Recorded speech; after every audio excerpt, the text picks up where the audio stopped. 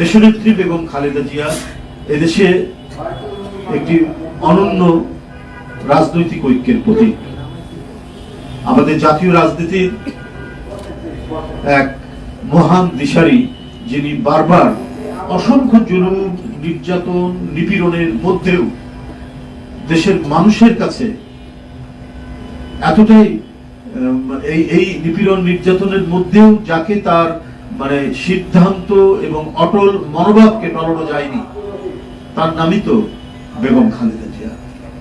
তাকে নানা চক্রান্ত, ষড়যন্ত্র এবং নির্যাতন করে হয়তো তাকে অসুস্থ করা হয়েছে, গুরুতর অসুস্থ করা হয়েছে, কিন্তু যতক্ষণ তার তিনি আমাদের সাথে কথা বলেছেন বা তিনি সুস্থ ছিলেন, ততক্ষণও তিনি এদেশের মানুষ এবং স্বাধীনতা, সার্বভৌমত্ব এবং গণতন্ত্রের প্রশ্নে তার যে দৃঢ় মনোবল, সে মনোবলকে দুর্বল করা যায়। তিনি গুরুতর অসুস্থ অবস্থায় এবার কি আর হাসপাতালে।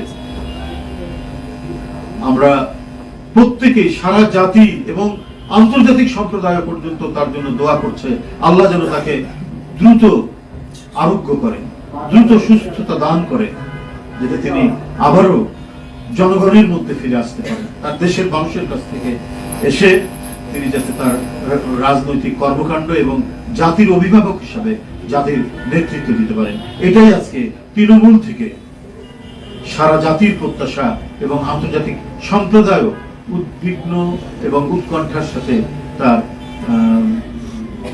শুশ্রূষা এবং তার যে সুস্থতা সেটা কামনা করছেন, যদি দ্রুতই তিনি সেরে ওঠেন। যাই হোক, আমরা এই মহান দেশপ্রেমিক নেত্রী, দেশনেত্রী বেগম খালেদা জিয়ার আশু সুস্থতা কামনায় আগামীকাল শুক্রবার প্রতিটি মসজিদে, দেশের প্রতিটি মসজিদে, মন্দিরে এবং অন্যান্য ধর্ম সম্প্রদায়ের উপাসনালয়ে তার আরোগ্য কামনায় অন্যান্য সম্প্রদায়, ধর্মীয় সম্প্রদায়, হিন্দু, বৌদ্ধ, খ্রিস্টান, তারা প্রার্থনা করবেন এবং বাংলাদেশের প্রতিটি মসজিদ, সেখানে তার আরোগ্য কামনায় আমরা দোয়া এবং মোনাজাত করব।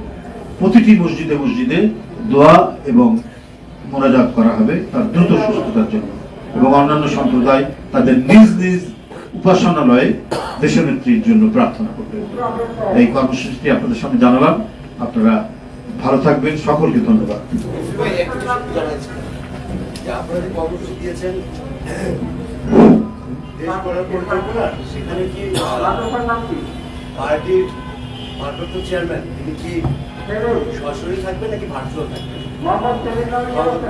সেদিনই আপনারা দেখতে পাবেন। আমরা এখন পর্যন্ত জানি যে তিনি সেখানে থাকবেন এবং তিনি ভার্চুয়ালি থাকবেন। এখন পর্যন্ত আমরা যেটা জানি সেটাই আপনাদের সামনে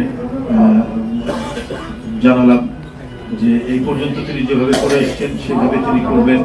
আর আপনি যে উদ্দেশ্যে প্রশ্নটা করেছেন সেটা ইতিমধ্যে আমরা অনেকবারই বলেছি। সুতরাং এইটা আপনারা নিশ্চিত থাকেন, যখন ওনার ফিরে আসার ঠিক সেই সময় তিনি ফিরে আসবেন। তিনি জনগণের নেতা, জনগণের সুখ দুঃখ এবং সংকটে তিনি তাদের পাশে থেকেছেন, ঠিক সময় আসবেন। আপনারা তো এটাও জানেন যে তার মা কোটি কোটি মানুষের অত্যন্ত শ্রদ্ধেয় একজন নেত্রী, তিনি গুরুতর অসুস্থ। তো তার চিকিৎসা নিয়ে তিনি তো উদ্বিগ্ন। তো সেই চিকিৎসার কি সিদ্ধান্ত হয় না হয়, অনেক কিছু বিষয় তো আছে। তিনি তো পরিবারেরও তো জ্যেষ্ঠ সন্তান, সবকিছু চিন্তা করে তারপর দেশ, মানুষ, রাজনীতি সব চিন্তা করেই উনি সিদ্ধান্ত নেবেন। সেটা এদেশের মানুষের পক্ষে, জনগণের পক্ষে, দেশনেত্রীকে সুস্থতার জন্য তিনি খুবই সুচিন্তিত সিদ্ধান্ত নিয়ে তিনি